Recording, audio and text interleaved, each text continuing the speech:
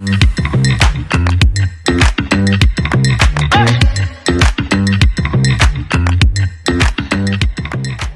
سلام.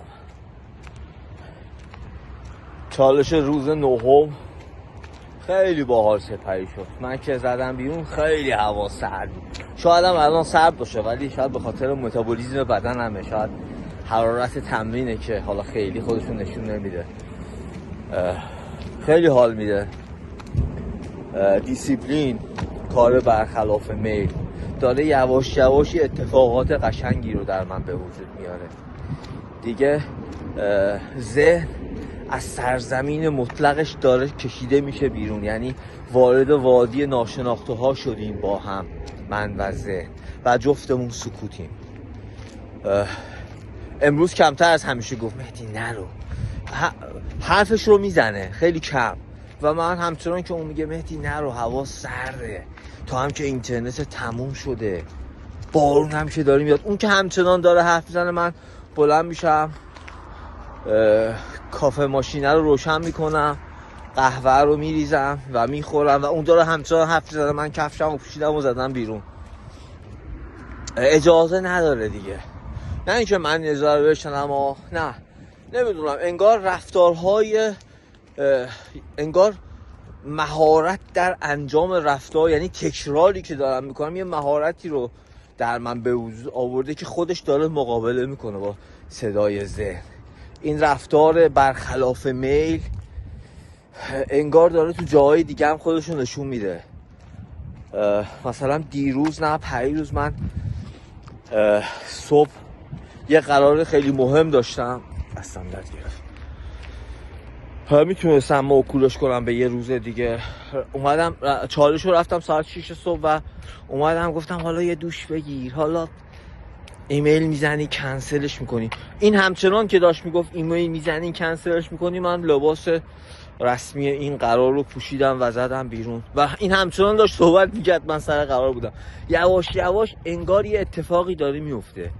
این رفتار برخلاف میل روزانه داره یه مهارتی رو در وجودم زنده میکنه.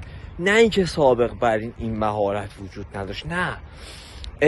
آدم هر احساس من میگه ما هر روز نو به این دنیا بیدار میشیم،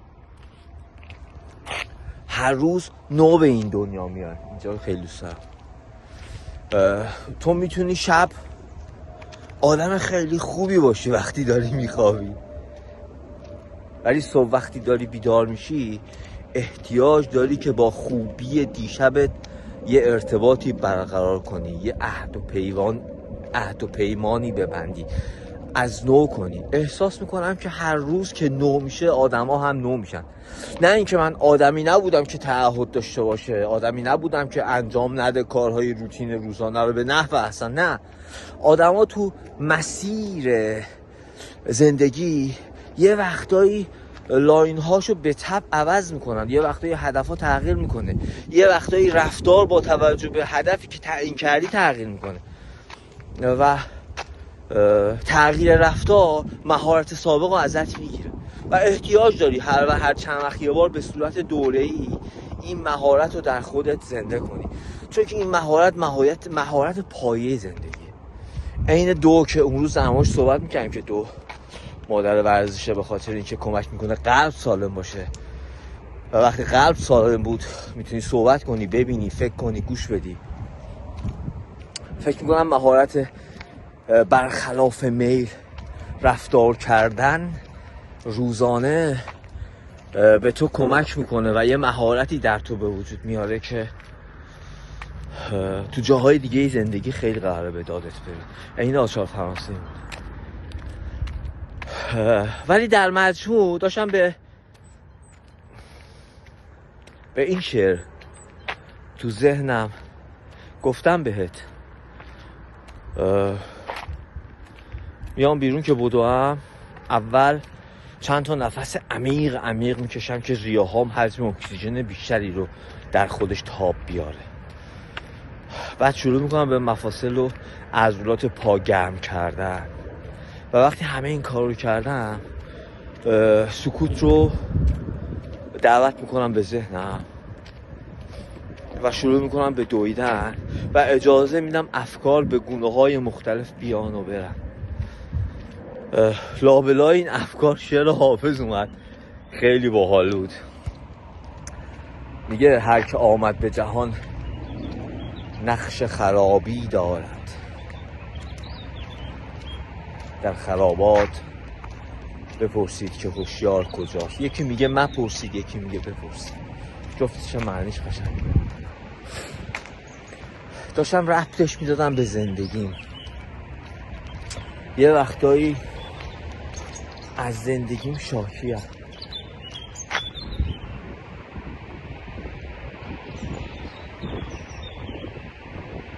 به خاطر اینه که دوره بهاره رو دوست دارم.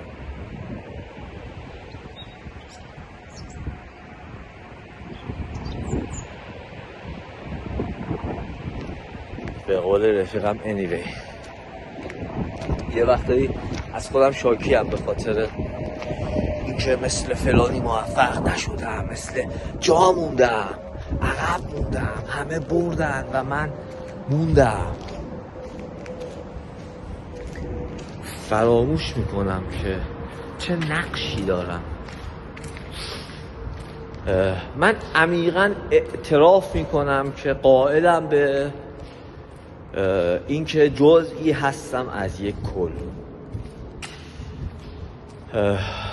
مثل یه قطعه کوچیکی هستم در موتور خلقت و قرار نیستش که نقش همه چی رو من بازی کنم. فقط اون چرخنده منم. مهم اینه که نقش که دارم رو خوب بازی کنم. شاید هرچند بی ارزش، ولی من میدونم و تو میدونی اون یه دونه واشر فنری پشت اون پیچه که میخوره زیر کارتر، اگه نباشه کارتر پیچش باز میشه و روغن میره و موتور غیر قابل استفاده است. اون یه دونه واشر خیلی به درد نخوره. مهم اینه که نقشی که دارم رو قشنگ بازی کنم. هر که آمد به جهان نقش خرابی دارد. خرابی اینجا احساس میکنم آمادگاه، آوردگاه یه اردو تدارکاتیه برای یه دوره دیگه ای از حیات. و امروز من باید در کمال امروزم واسم. امروز کارم اینه که روی بیت شعر فکر کنم. حتی صبح بلند شم دوش بگیرم. شاید چالش بدوم، شاید یکی با من هم مسیر شد و هم مسیری امروزش 10 سال دیگه به بچهش کمک کرد که یتیم نشه. ما که نمیدونیم که چه آفتابیه.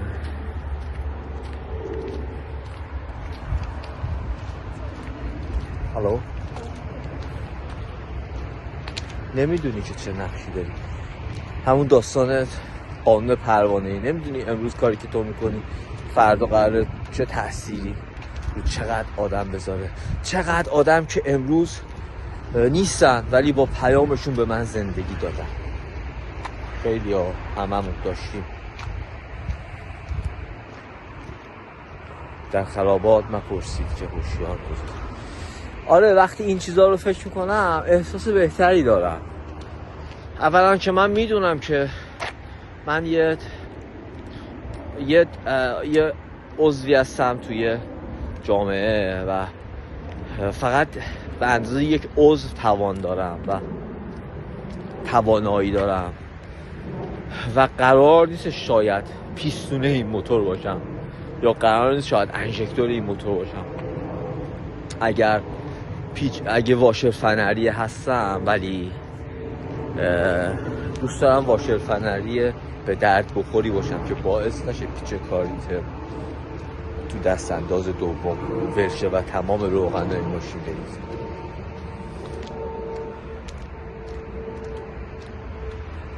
آره ورزش کارم، ورزش میکنم و یه وقتایی خیلی مثلا دوروبریایی من میبینم که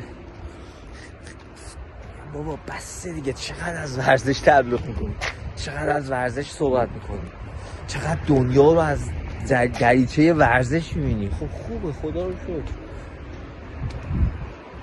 من کمک میکنم به یه نفر که بخواد ورزش و میگم به یه نفر که چقدر ورزش کردن فایده داره و میتونم تمام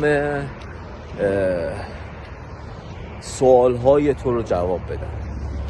اینا برام خیلی لذت بخشه که وقتی یه نفر میگه که من نمیدونم چون که از صبح تا حالا کارم یه جوری که بدو زیاد دارم، میتونم با عشق، محبت و منطق کمکش کنم که تفکیک قائل شه بین دویدن‌های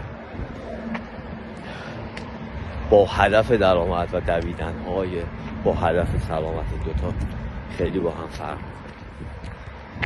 آره داشتم با این در مورد این چیزا فکر میکردم، اون سکوتی که دعوت میکنم که بیاد و درون ذهنم منزل کنه، همچنان که این سکوته میره و میاد، تو هر رفت و برگشتش یه سری پیام ها و الهامات رو با خودش میاد.